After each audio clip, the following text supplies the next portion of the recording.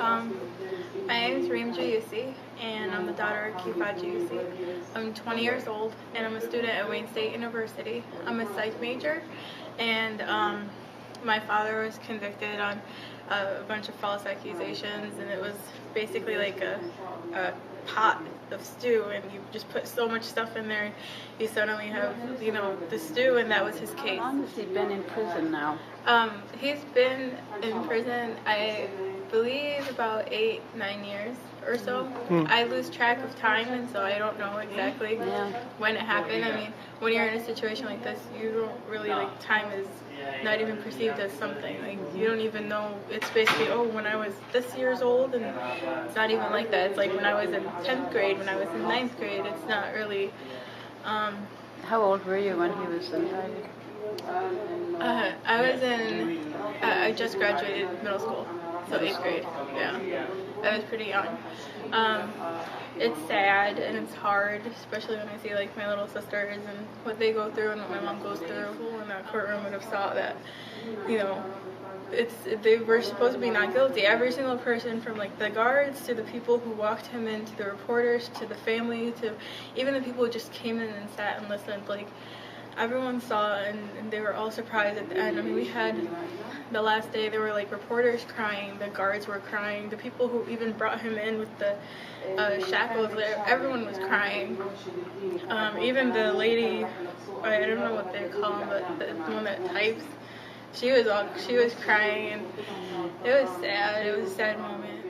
The communication management units is where he's held at right now, and those units are made specifically for Muslims. They hold about 35 Muslims, I believe, throughout each unit, and these units opened after September 11 under the Bush administration, and unfortunately they're still running under the Obama administration. And there are reports that in Texas they're opening a women's facility, which is I don't know, it's weird.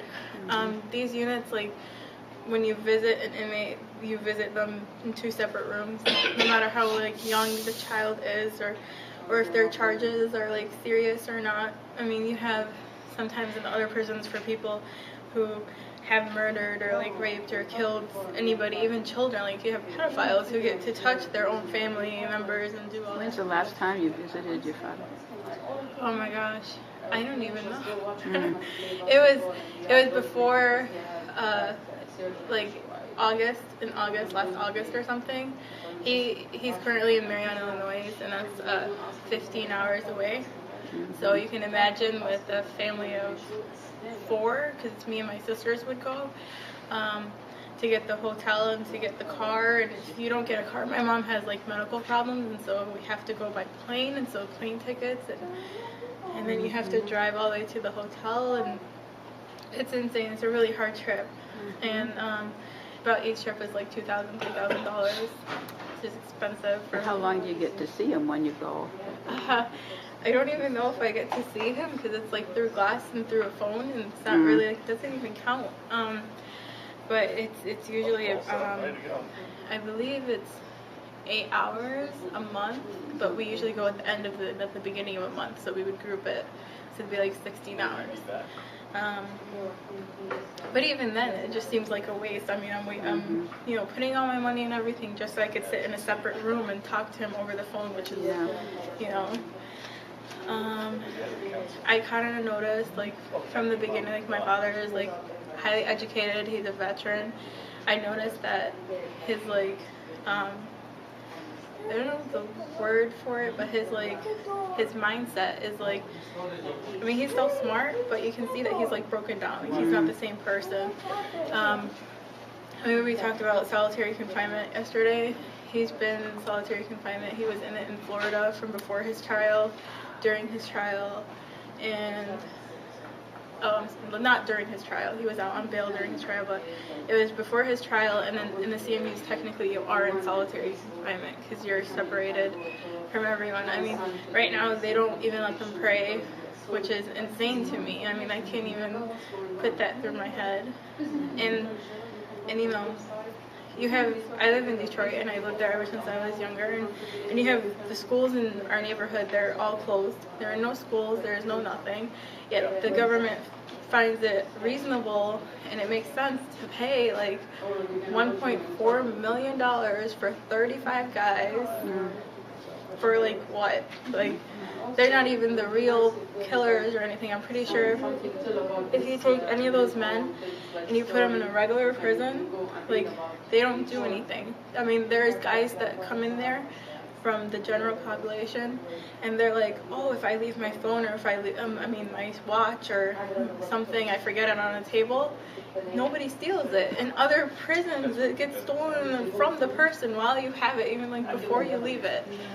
And it's insane that they would take peaceful people who have done good for the community. I mean, you look at these people, they're like veterans, they're, professors, not just like fathers and brothers, forget all that common stuff, but they actually have like good backgrounds. They help the community and they help the, United States. They worked for the United States, and this is what happens to them. I remember, I think it was last Veterans Day, my dad was talking to my mom and he's like, can you believe it? I'm a veteran and this is what they do to me? Can you believe it? He was shocked because he was in the Navy, and so it's like really good. It's so hectic. Are you fearful for yourself, for your family, for your friends in the community? Yeah, I'm fearful. More for my future kids than I am for anyone else. I'm fearful more for not just, people of different races, like the minorities, but even, like the white people, because this is not only happening just to the minorities. This is expanding. And I don't know if you can see it or not, but it's there. You just have to put the pieces to the puzzle together, and you'll see that, you have no right.